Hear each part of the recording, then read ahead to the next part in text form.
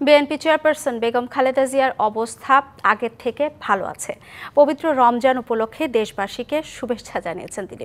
মহান স্বাধীনতা দিবস উপলক্ষে আলোচনা সভা ও ইফতার মাহফিলের আয়োজন করে যুক্তরাজ্য বিএনপি। এতে প্রধান অতিথির বক্তব্যে একথা জানিয়েছেন তার ব্যক্তিগত চিকিৎসক AZM জাহিদ হোসেন।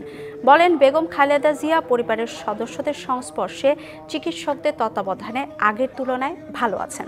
দেশবাসীর কাছে দোয়া চেয়েছেন তিনি। এ সময় যুক্তরাজ্য বিএনপির সভাপতি MA মালিক বলেন, জনগণের ভোটাধিকার আদায়ের লড়াই ও গণতন্ত্রকামী মানুষকে নেতৃত্ব দিতে দ্রুতই দেশে ফিরবেন তারেক রহমান। মানসিকভাবে উনি যে কোনো সময়ের তুলনায় অনেকটা স্থিতিশীল এবং ভালো আছেন। শারীরিকভাবেও বাংলাদেশে যে অবস্থা ছিল তার চেয়েও অনেকটা ভালো আছে।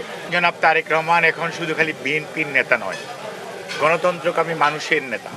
জনগণের ভোটাধিকার আদায়ের যে লড়াই, সেখানে ইনশাল্লাহ দেশ বা বিএনপিকে এবং দেশের গণতন্ত্রকামী মানুষকে নেতৃত্ব দেওয়ার জন্য দ্রুত দেশে ফেরত যাবেন ইনশাআল্লাহ। আমাদের মাদার অফ ডেমোক্রেসি দেশনেত্রী বেগম খালেদা জিয়ার পক্ষ থেকে, দেশনায়ক তারেক রহমানের পক্ষ থেকে, প্রবাসী বিএনপি পরিবারের পক্ষ থেকে আমরা সবাইকে জানাই ঈদ মুবারক।